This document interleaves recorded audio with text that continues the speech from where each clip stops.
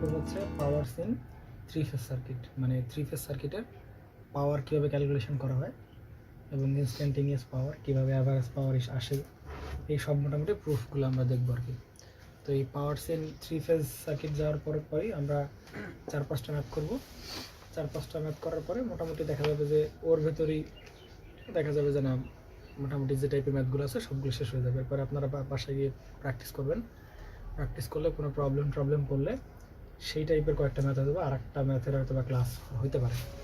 হ্যাঁ, তো আমরা আজকে শুরু করতেছি হচ্ছে আমাদের সেই পাওয়ার সিন থ্রি ফেজ সার্কিট দিয়ে আমরা কি করতে যাচ্ছি বলো, শুরু করতে যাচ্ছি। তাহলে আমরা গত ক্লাসে দেখছিলাম হচ্ছে এই কানেকশানগুলো দেখছিলাম নাকি? ওকে, তাহলে আজকে শুরু করবো হচ্ছে পাওয়ার সিন থ্রি ফেজ সার্কিট। নর্মালি আমরা পাওয়ার জানি কয় প্রকার, 3 প্রকার পাওয়ার জানি না নর্মালি, অ্যাক্টিভ পাওয়ার, রিঅ্যাক্টিভ পাওয়ার আর কি পাওয়ার, কারেন্ট পাওয়ার। তো আমাদের সেই ক্যালকুলেশনগুলো দেখব। তো ধরে নেই প্রত্যেক ফেজের যে ভোল্টেজ, প্রত্যেক ফেজের ভোল্টেজ, আমি কিন্তু প্রত্যেক ফেজের ভোল্টেজ বলতেছি, হ্যাঁ। ভি এ এটা একটা ফেজের ভোল্টেজ, ভিবি এইটাও একটা ফেজের ভোল্টেজ, আবার ভিসি এটাও আরেকটা ফেজের ভোল্টেজ। 3 ফেজের ভোল্টেজ আমার কাছে দেওয়া আছে। তো প্রথম ফেজের ভোল্টেজ আমরা ধরে নিলাম ভিএম সাইন ওমেগা টি, সমস্যা নিতে পারে তাই না? তো একটা যেহেতু জানি তাহলে বাকিগুলো তো আমরা ইজিলি বের করতে পারবো। সেটা কথা হবে সাইন ওমেগা টি -120 আর ভিএম সাইন ওমেগা টি আর কত বলো +120, তাই কিনা? তাহলে 3 ফেজের ভোল্টেজ আমি জানি এবং যখন ভোল্টেজগুলো আমি অ্যাপ্লাই করব, 3 ফেজ ভোল্টেজ যখন অ্যাপ্লাই হবে তখন এখান থেকে কী ফ্লো করবে, কারেন্টও ফ্লো করবে না? 3 ফেজের বিরুদ্ধে কারেন্ট ফ্লো করবে। তাহলে ধরেন এই এ ফেজের কারেন্ট পাবো কীভাবে? এই এ ফেজের ভোল্টেজকে আমরা যদি এ ফেজের ইম্পিডেন্স দিয়ে ভাগ দিই তাহলে আমরা কী পাবো? কারেন্ট পেয়ে যাবো। তাহলে এরকম একটা কিছু পাবো, তাই কিনা? ধরেন এই কারেন্টটা পাবো হচ্ছে এরকম, যে এরকম maximum current I M R কত হবে সাইন ওমেগা টি মাইনাস, আর জেডের একটা অ্যাঙ্গেল আছে না, আমরা যখন ভি বাই জেড করবো তাহলে উপরে তো ভি থাকলো আর নিচে কি জেড, থেটা জেড না? তাহলে জেডের একটা অ্যাঙ্গেল আসবে, ওই জেড থেটা জেড আমরা এখান থেকে করে দিলাম, এই যে থেটা জেড এরকম লিখতে পারি। অথবা আমরা এরকম বলতে পারি যে I M sine omega T minus phi. ফাইটা হচ্ছে তোমার সে কী বলো, ফেজ অ্যাঙ্গেল। বুঝতে পারে গেছে না জানি? ঠিক আছে। তো একইভাবে তাহলে আমরা তো আই এফ ক্যালকুলেট করতে পারছি, তাহলে বাকিগুলো আমরা কি পেয়ে যাবো না? আই বিও পাবো। তাহলে আই বি পাবো কীভাবে? I M sine omega T minus phi কত বলো, -120। প্রথমটায় -120, এরপরে কত বলো, +120।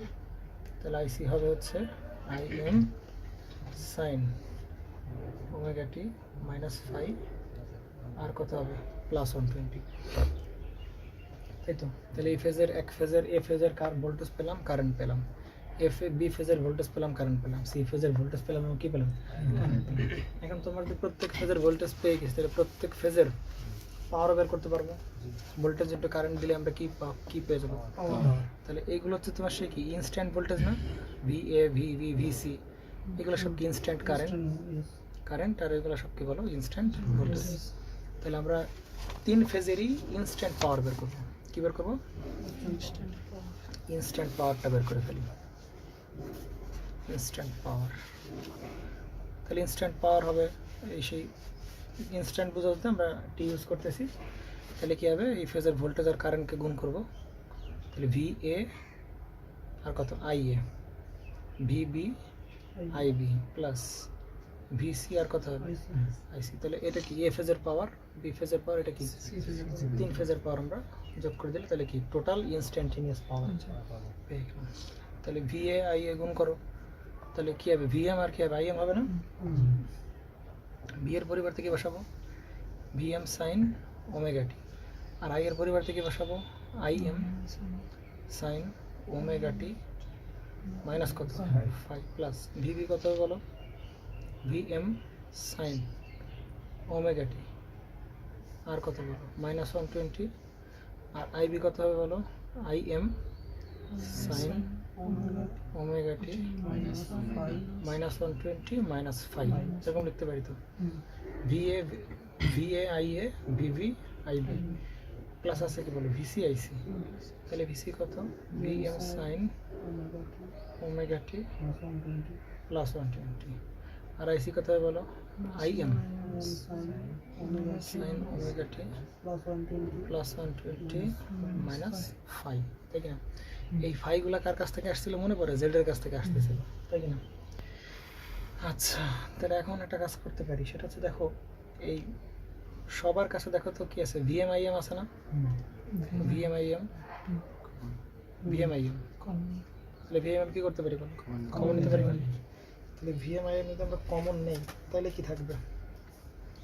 যদি এটা হচ্ছে ভিএম আর এটা কি বলো আইএম, তাহলে পাশে কি থাকে সাইন ওমেগা টি ইনটু সাইন ওমেগা টি মাইনাস 5 প্লাস এর পাশে কি থাকে সাইন মাইনাস 120 সাইন ওমেগা টি মাইনাস 120 আর কত বলো মাইনাস 5, এরকম কিনা বলো? আর কি থাকে বলো এই পাশে সাইন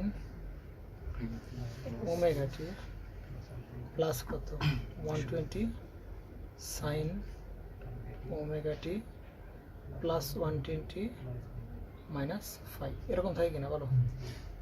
এরকম থাকে না?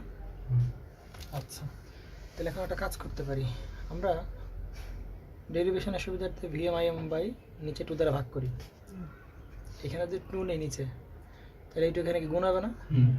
তাহলে এইটু এর সাথে আছে, এর সাথে আছে, আবার কে এইটু এর সাথে আছে, তাহলে এইটু যদি এর সাথে থাকে তাহলে 2 সাইনে সাইন বি, 2 সাইনে সাইন বি, 2 সাইনে সাইন বি। তাহলে এই 2 সাইনে সাইন বি করলে যে ফর্মুলা আমার এই 2 সাইনে সাইন বি করলে যেটা আসবে cos a minus cos এরকম আসবে আর কি, আপনারা মিলাই নিন বাসায় গিয়ে, cos of 2 omega t minus 5 এরকম একটা জিনিস আসবে, বুঝতে পারছেন? 2 সাইনে সাইন বি করার পর এরকম একটা ফর্মুলা অ্যাপ্লাই করলে এরকম জিনিস আসবে। এখানেও তাই ওরকম জিনিস আসবে, cos of 5 minus cos of 2 omega t minus 240 degree minus 5 এরকম একটা জিনিস আসবে। হ্যাঁ, একইভাবে 2 সাইনে সাইন বি এইটা করলেও যেটা আসবে cos of 5 minus cos of 2 omega t plus 240 minus কত হবে 5, এরকম জিনিস আসবে, বুঝতে পারছেন? দেখেন ভালো করে বুঝেন কিনা। হ্যাঁ, ক্যালকুলেশন করলে ফর্মুলা অ্যাপ্লাই করার জন্য 2 সাইনে সাইন বি, তাহলে ওর ফর্মুলা এরকম আসবে। আবার এখানেও 2 আসছে গুণ আকারে, 2 সাইনে সাইন বি, ওইটার ফর্মুলা করলে এরকম পাবো, এইটা করলে আমরা এরকম পাবো 2 সাইনে সাইন এরকম ফর্মুলা পাবো আর কি। বুঝতে পারা গেছে নাকি? এই তো বুঝছেন নাকি? বুঝলে বুঝেন, না বুঝলে না বুঝেন, এরকম ফর্মুলা আসবে, বাসায় গিয়ে ফর্মুলা চেক করে দেখবেন অনলাইন গিয়ে, ঠিক আছে? হ্যাঁ, ত্রিকোণমিতিক ফর্মুলা, বুঝতে পেরেছেন? তাহলে এবার দেখেন, তাহলে আমরা এরকম বলতে পারি, দেখেন ভিএম এরপর আছে কত আইএম বাই 2, তাই কি না? দেখেন তো cos 5 cos 5 cos 5 কয়টা cos 5 আছে বলেন? তিনটা cos 5 আছে, তাহলে এটাকে আমরা কি লিখতে পারি 3 cos 5 লিখতে পারি। মাইনাস কি থাকে বলেন? আর এগুলো থেকে প্রত্যেক মাইনাস কমন নিতে পারি না? তাহলে মাইনাস কমন নিলে এখানে কি থাকে cos অফ 2 ওমেগা টি আর কত বলেন minus 5 plus cos of 2 omega t minus 240 minus 5 plus cos of 2 omega t plus 240 minus কত হবে 5, এরকম জিনিস পাবেন কি পাবেন না বলেন? এটুকু বোঝা গেছে নাকি? এরকম প্রমাণ আসবে। একটা কাজ করতে পারি আমরা, এই যে টার্মটা আছে ভিএমআইএম বাই 2, তাই না? এই টার্মটাকে আমরা একবার এর সাথে গুণ দেবো আর এটাকে পুরোটার সাথে লাগাই দেবো, তাহলে তো কোনো প্রবলেম নেই নাকি? তাহলে এটা গুণ করার পরে যেটা আসবে সেটা যদি আমরা লেখা ট্রাই করি, সেটা হচ্ছে এরকম আসবে ভিএমআইএম বাই 2, তাই কি না? আর এইখানে কি আছে বলো 3 cos phi তাহলে এই 3 এখানে লিখতে পারি আর এইখানে এরকম লিখতে পারি কিনা বলো vm cos phi মাইনাস এই vm im এখানে লিখতে পারি না পারি তাহলে vm im বাই কত হবে 2 আর এর সাথে সামনে আছে হচ্ছে এরকম আসছে না কি আছে বলো cos 2 omega t minus 5 plus cos of minus 240 minus 5 তাই কি না আর একটা আছে হচ্ছে cos of 2 omega t plus 240 minus 5 এরকম আছে তাই কি না বুঝতে পেরে গেছেন এখন আমার দাবি হচ্ছে যে ভাই এই তিনটা পার্টের যোগফল কত হয়ে যাবে 0 হয়ে যাবে এই তিন পার্টের যোগফল কত হয়ে যাবে বলেন 0 হয়ে যাবে বুঝতে পেরেছেন আপনারা কেন 0 হবে সেটা একটু দেখেন ভালো করে ধরেন এইটাকে আমি এরকম দেখানোর ট্রাই করি ধরো এটা হচ্ছে আমার রেফারেন্স এই যে এটা ধরো এটা হচ্ছে cos of 2 omega t minus এটা হচ্ছে রেফারেন্স তাই কি না তাহলে দেখো তো এইটা যদি আমি এইদিকে দেখাই এইটাকে তাহলে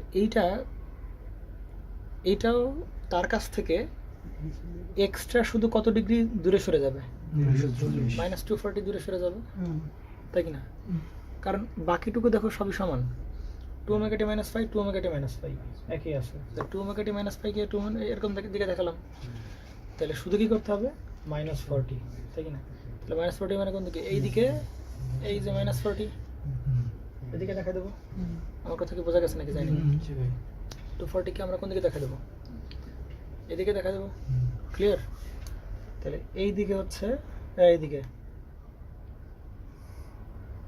এটা হচ্ছে cos of 2 omega t minus 240 minus 5 এরকম কিনা বুঝতে পারা গেছে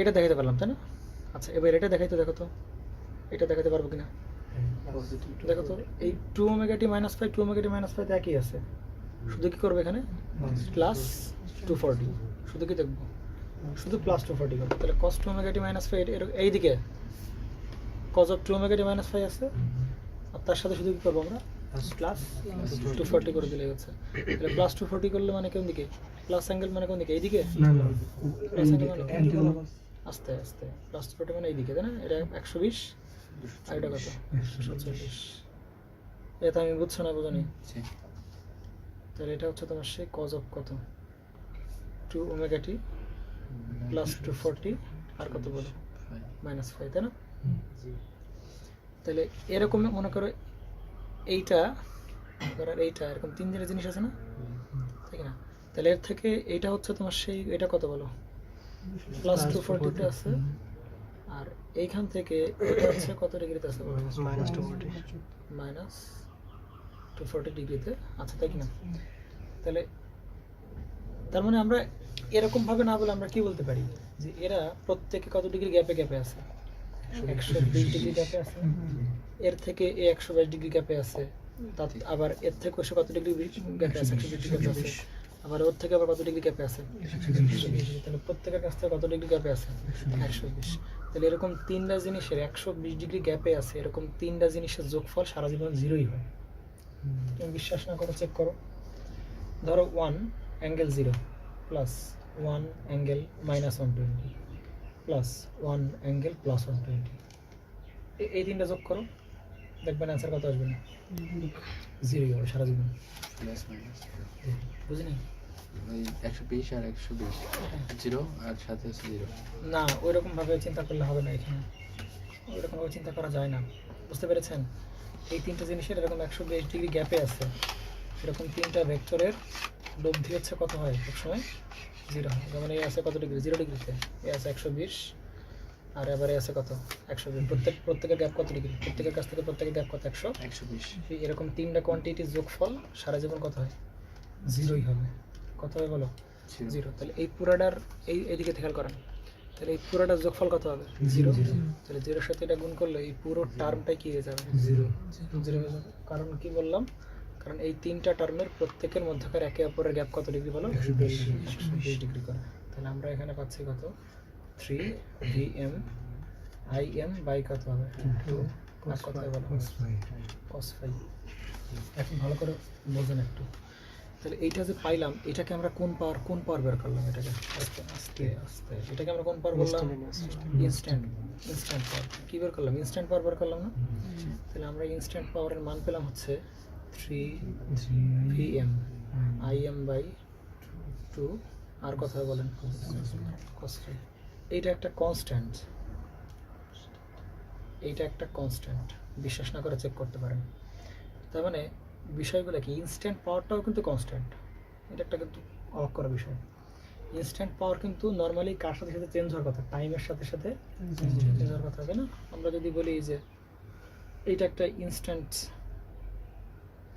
আমি যদি এইটার ইকুয়েশন লিখতাম, ধরো এটা যদি ভি হয়, তাহলে কি বলতাম? ভি ইকুয়াল টু, এটা ইনস্ট্যান্ট ইকুয়েশন লেখো, ইনস্ট্যান্ট ভোল্টেজ ভিটি, ইনস্ট্যান্ট ভোল্টেজ ভিটি হবে ভিএম সাইন কি বলো?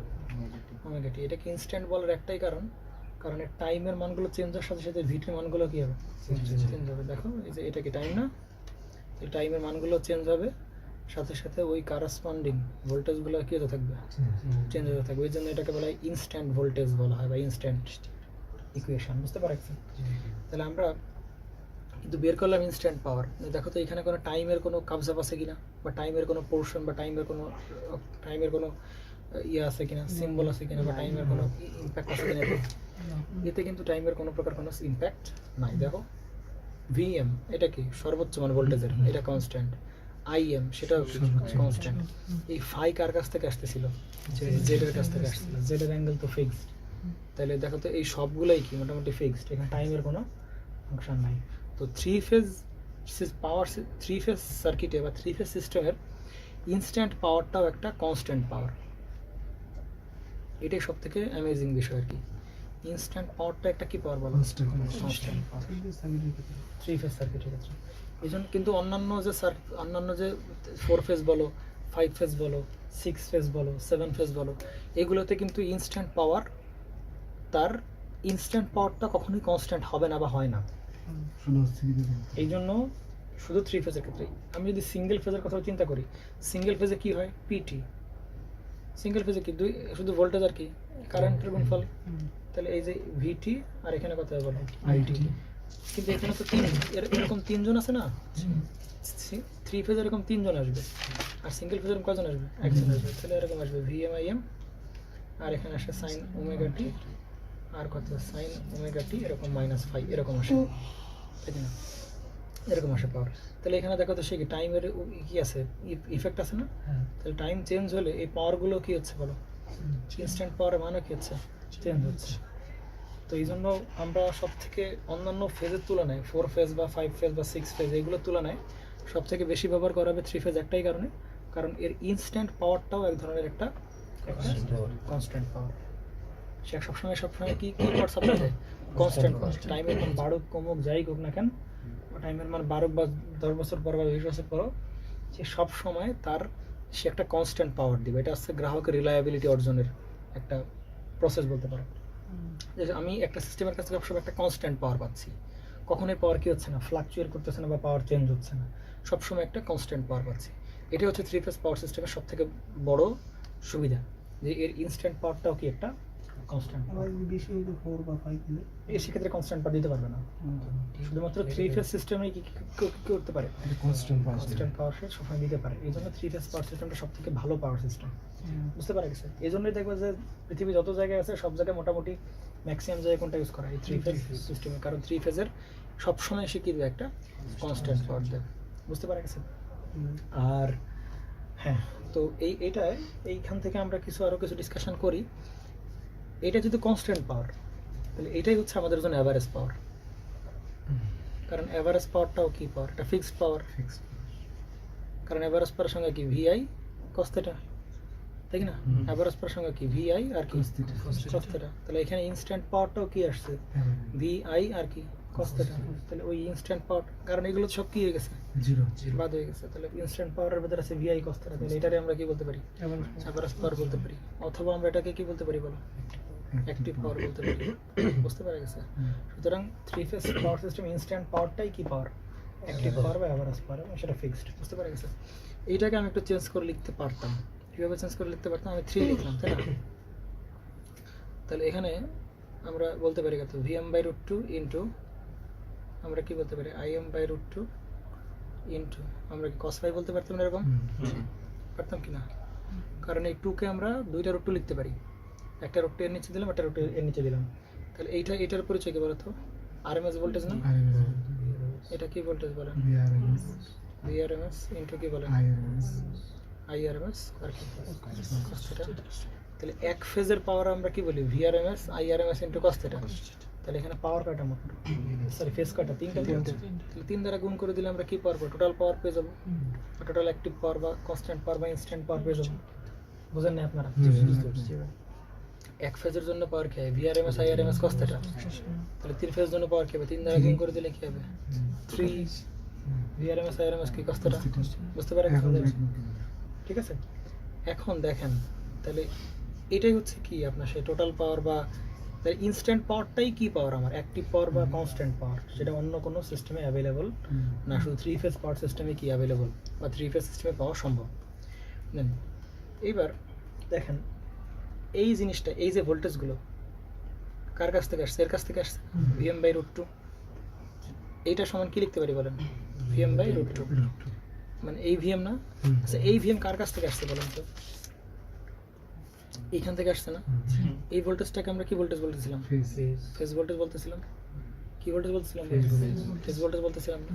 তাহলে এই যে ভোল্টেজগুলো, এইগুলো, এটা আসছে ভিএম এর কাছ থেকে, ভিএম আসছে কার কাছ থেকে, ফেজের কাছ থেকে। তাহলে এটুকু শিওর থাকতে পারো এটা হচ্ছে ফেজের আরএমএস ভোল্টেজ। একইভাবে এটাও কার, ফেজের আরএমএস, লাইনের না, ফেজের। কারণ আইআরএমএস আসছে আইএম এর কাছ থেকে, আইএম আসছিল কার কাছ থেকে, এ ফেজের কাছ থেকে। বুঝতে পারা গেছে না? তাহলে এগুলো সব কার কাছ থেকে আসছে, ফেজের কাছ থেকে আসছে।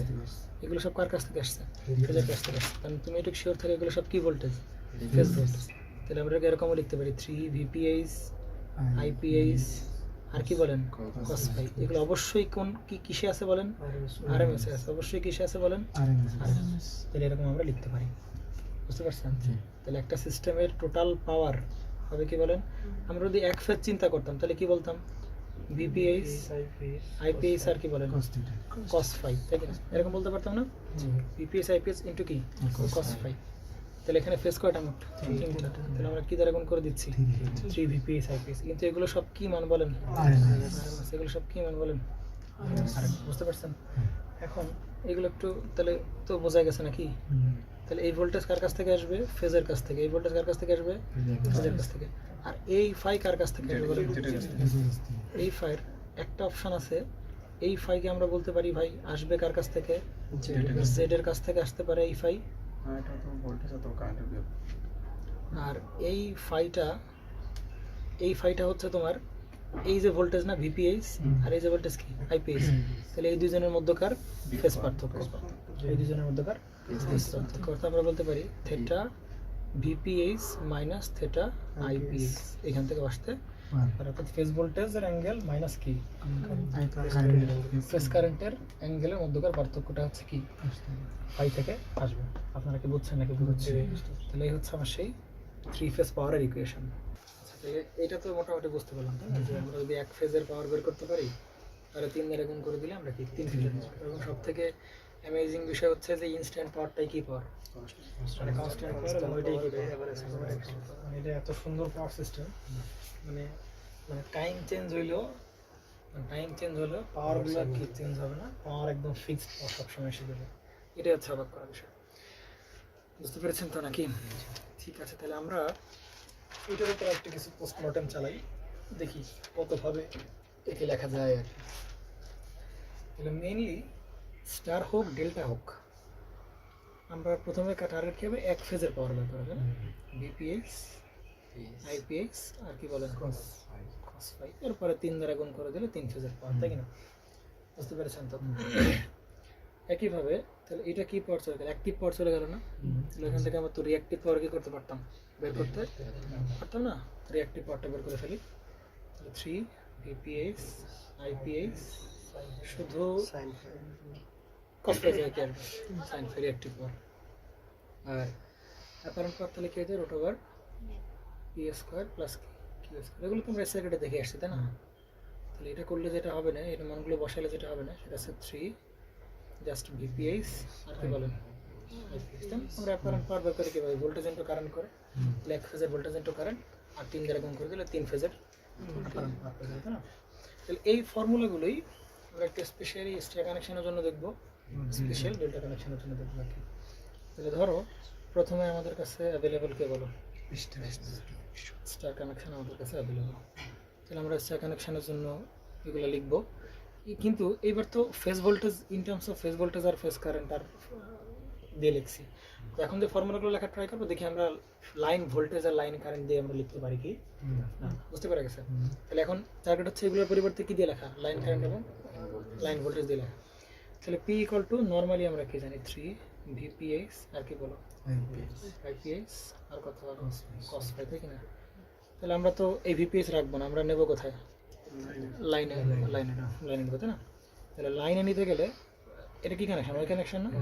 তাহলে ওই কানেকশনে ফেজ ভোল্টেজ আর লাইন ভোল্টেজ সম্পর্কে কীরকম, VL ইকুয়াল আমরা কি জানি বলো 3 VP, তাই কিনা? তাহলে ভিপির পরিবর্তে আমরা কি লিখতে পারি, VL/√3 লিখতে পারি। ভিপির পরিবর্তে আমরা কি VL/√3 লিখতে পারি তো? তাহলে VPS এর পরিবর্তে লিখতে পারি VL বাই কত বলো 3। আর স্টার কানেকশনের বেলায় ফেজ কারেন্টও যা লাইন কারেন্টও কি তাই সমান না, এগুলো আমরা জানি। তাহলে IL আর কত হবে তোমার সেই cos ফাই থাকবে, তাই না? পাওয়ারের বেলায় তো আর আমরা কি, আমাদের পাওয়ার বেলা শুধু কি মান নিয়ে কাজ করি আমরা, অ্যাঙ্গেলটা মধ্যে দরকার নেই। এই ফাই তো ফিক্সড, এই ফাই তো আর চেঞ্জ হবে না, শুধু এগুলোর ভ্যালুগুলো চেঞ্জ করতে পারি আমরা। তাহলে এই √3 আর √3 কাটাকাটি করলে সামনে একটা √3 আসবে, তাহলে √3 VL আর কথা হবে IL আর কথা হবে তোমার সেই cos। তাহলে এই সেই আমার কি in terms of line voltage আর ফেজ ভোল্টেজ, লাইন ভোল্টেজ আর লাইন কারেন্ট দিই। তাহলে আমরা যদি VP/IP ইউজ করি তাহলে সামনে লাগাবো 3, আর যদি VL/IL ইউজ করি তাহলে সামনে লাগাবো তো বলো, তাহলে বাকিগুলো চলে আসবে না।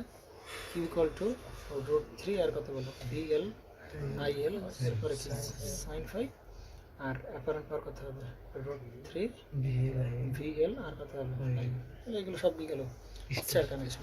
তাহলে আমি দেখি ডেল্টা কানেকশনের জন্য কি ফর্মুলা আসে। ডেল্টা কানেকশনের জন্য সেম ফর্মুলা আসবে, কারণ নর্মালি P ইকুয়াল টু আমরা কি জানি, স্টার অফ ডেল্টা হোক 3 VP IPH আর কত হবে cos ফাই। তাহলে 3 থাকলো, ডেল্টার বেলায় ফেজ ভোল্টেজ যা লাইন ভোল্টেজও কি তাই, এই যে ফেজ ভোল্টেজ আর লাইন কারেন্টের মধ্যে সম্পর্ক হচ্ছে IL/√3, আর এখানে কথা বলবো cos ফাই।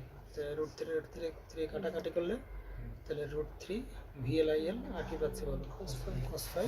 একইভাবে আমরা এর থেকে গেলো অ্যাক্টিভ পাওয়ার, তাই না? এবার কি রিঅ্যাক্টিভ পাওয়ার √3 আর কথা বলো VL/IL সাইন ফাই, আর অ্যাপারেন্ট পাওয়ারটা কত হবে √3 সেমটি হচ্ছে VL/IL। তাহলে এই যে ফর্মুলাগুলো বুঝতে পারা গেছে, সব একই ফর্মুলা আসছে না? তাহলে যাই হোক, স্টার হোক ডেল্টা হোক, আমাদের ফর্মুলা নিয়ে কোনো ঝামেলা নাই। আমরা জাস্ট মনে রাখবো যদি হয় VP/IP হয় তাহলে শুধু 3 লাগাবো, আর যদি কি হয় বলো, আর যদি তোমার ওই লাইন হয় তাহলে কি লাগাবো 3 লাগাবো, বাস এইটা হচ্ছে আমাদের মূল কাহিনী। তাহলে এই ছিল হচ্ছে আমাদের মোটামুটি 3 ফেজের পাওয়ার কীভাবে ক্যালকুলেট করতে হয় সেই জিনিসগুলো ছিল। হ্যাঁ, পাওয়ার সেন 3 ফেজ। তো আমরা এই ফর্মুলাগুলো দিয়ে আমরা কি করবো সামনে